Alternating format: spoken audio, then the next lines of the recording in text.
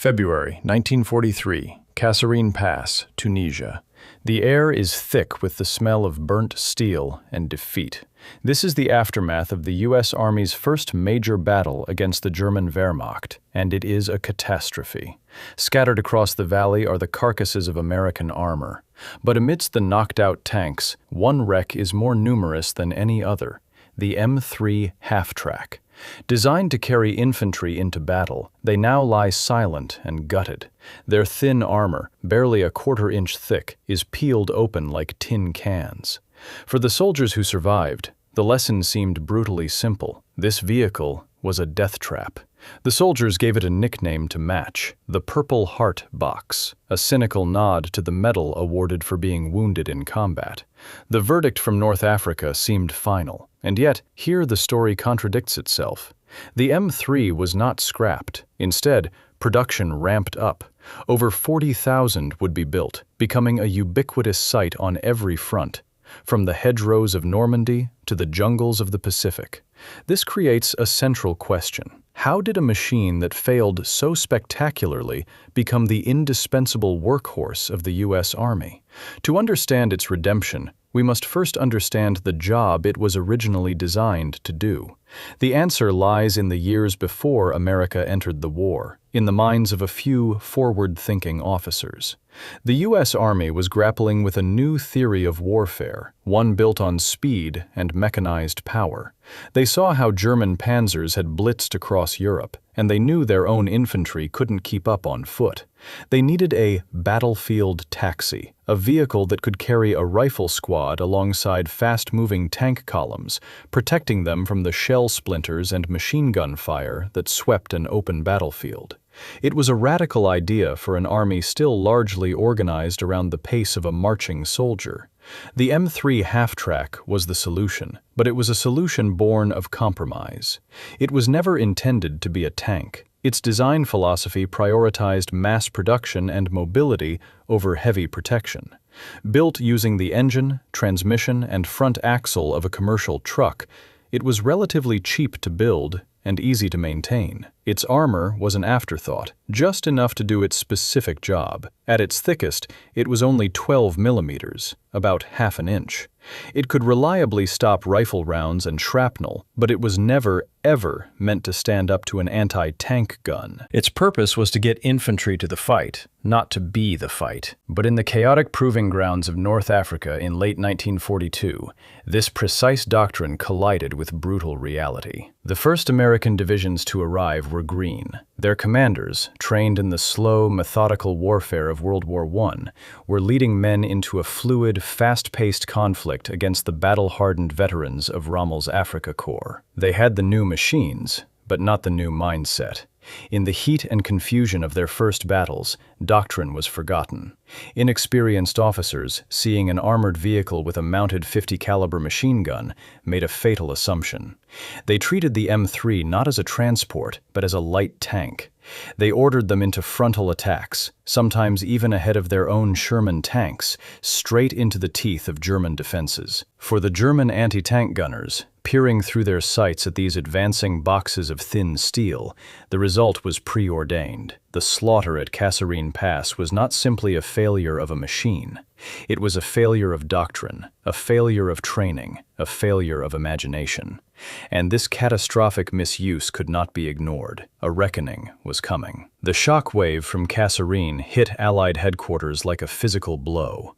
General Eisenhower needed unvarnished truth, and he sent his most trusted troubleshooter to get it: Major General Omar Bradley. Bradley's mission was to conduct a brutal post-mortem on the disaster, to understand not just what happened, but why. He and his team pored over the after-action reports, interviewing survivors and sifting through the evidence. The conclusion that emerged was stark, but it didn't blame the machine. Instead, it was a damning indictment of American tactics. The most critical reports concluded that armored infantry units were, quote, consistently committed improperly. The fault wasn't the M3's thin steel, but the flawed orders that sent it into the line of fire like a battering ram. The institutional response was immediate and decisive. A new, army-wide directive was hammered out. The rule was simple and absolute.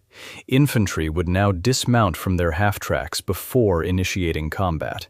The M3 was a battlefield taxi, used to get troops to the edge of the fight under cover and no further.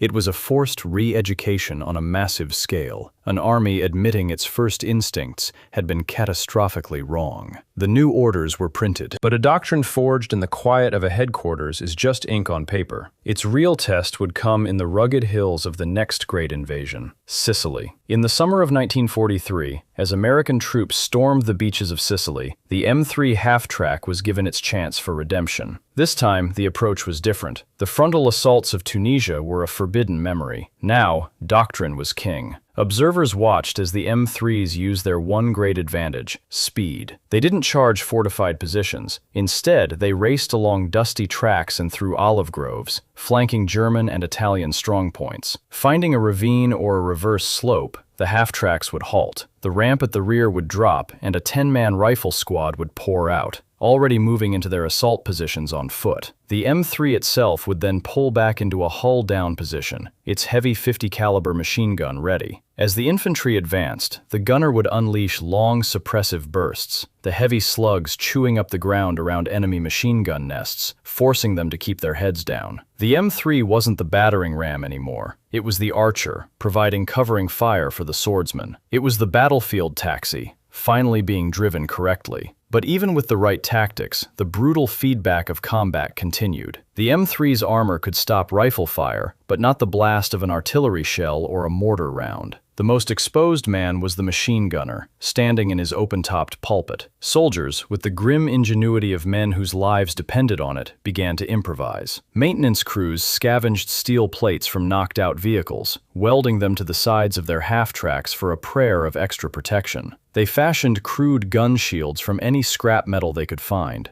trying to give their gunners a fighting chance. This wasn't battlefield gossip, it was vital data. These desperate modifications were photographed, documented, and sent up the chain of command. In a remarkable display of institutional learning, the U.S. Army Ordnance Department listened. The field requests became official engineering directives. Soon, factory-produced kits began arriving in theater. One was a set of racks for the hull sides and front glacis, designed to hold add-on armor plates. Another, the M49 ring mount, included a purpose-built, curved steel shield that gave the 50 caliber gunner crucial protection from shrapnel and small arms fire. The Purple Heart box was slowly, methodically being hardened by the very men who bled in it.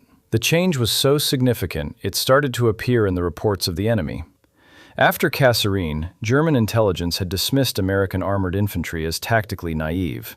An internal German army analysis from mid-1943 noted that American infantry, when separated from roads, was sluggish and easily contained. But by 1944, the tone in their intelligence summaries had shifted dramatically. Reports from the fighting in Italy, and later in France, spoke of a new problem. American infantry divisions were suddenly far more mobile. They would appear unexpectedly on a flank, dismount, and attack before German reserves could react. A report from the 715th Infantry Division in Italy complained that American infantry, quote, demonstrates great skill in the use of terrain and is difficult to pin down. This newfound mobility and elusiveness wasn't magic. It was the M3, used as intended, creating tactical dilemmas the Wehrmacht was struggling to solve. The battlefield taxi was now a strategic threat. But the evolution didn't stop there. The Army realized that the M3's simple, reliable truck chassis was not a weakness, but a strength. It was a blank canvas. If it could carry troops, what else could it carry? The answer transformed the vehicle from a single-purpose transport into a universal platform. The M3 gun motor carriage appeared, mounting a 75mm cannon, the same gun used on the early Sherman tank, directly onto the half-track chassis. It gave infantry battalions their own mobile artillery, a pocket tank destroyer that could knock out machine gun nests and enemy strongpoints with high-explosive shells. Then came the true terror of the skies, the M16.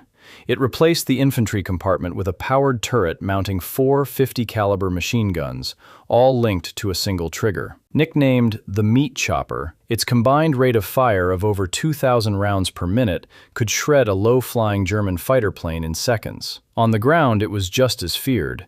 used to suppress entire enemy positions with an overwhelming storm of lead. The flawed transport from Kasserine had now spawned an entire family of lethal, specialized fighting vehicles.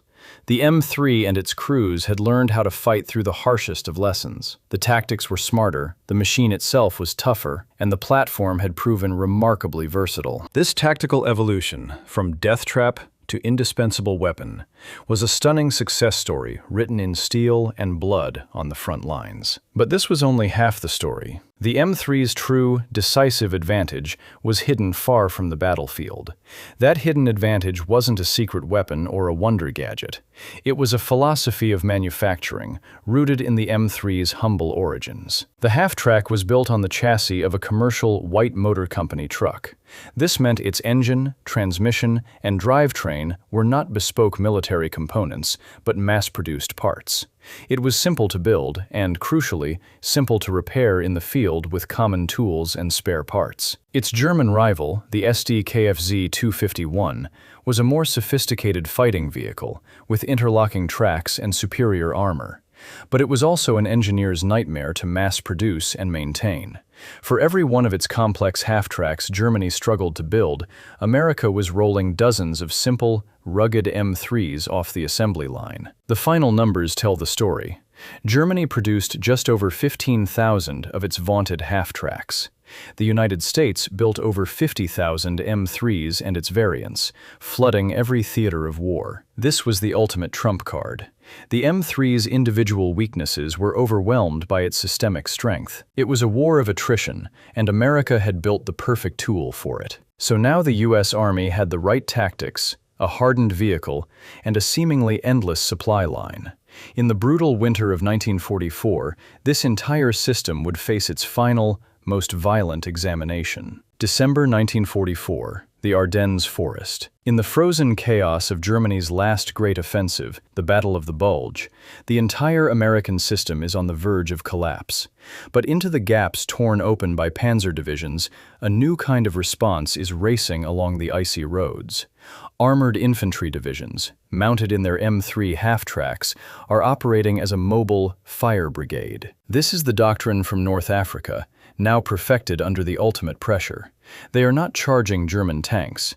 They are conducting a rapid, desperate, and brilliant mobile defense. Reaching a vital crossroads just ahead of a German spearhead, the M3s skid to a halt. The infantry squads dismount, using the vehicle for cover as they scramble to set up machine guns and bazookas. The half-tracks pull back into wooded defiles, their 50-caliber machine guns ready to pour fire on the advancing enemy. At key points around Bastogne and St. Vite, the German advance slams not into a vacuum, but into these resilient, well-placed infantry teams. The M3's simple, reliable engine starts in the bitter cold that freezes its more complex German counterparts. Its mobility allows American commanders to shift forces and plug holes faster than the Germans can exploit them. The system held. The M3, once a symbol of defeat, had become a decisive instrument in blunting the final German hope for victory. We return then to that valley of fire and steel at Kasserine Pass. The image of the gutted M3s seemed like a final verdict, but it was not an ending. It was the brutal, necessary beginning of the M3's true story. The catastrophe forced an entire army to confront a fundamental truth. There is a vast difference between possessing a tool and mastering a tactic. The half-track's redemption reveals that victory is rarely achieved with a perfect weapon. It is forged by perfecting the entire system, the logistics, the training, the doctrine that supports an imperfect but available machine. The most critical upgrade wasn't the thicker armor or the gun shield. It was the painful evolution in the minds of the men who had to learn, from their own mistakes, how to fight. The M3 half-track taught the U.S. Army that the deadliest weapon isn't always the one with the thickest armor. It's the one that comes with the right instruction manual, a manual the Army was forced to write for itself in blood.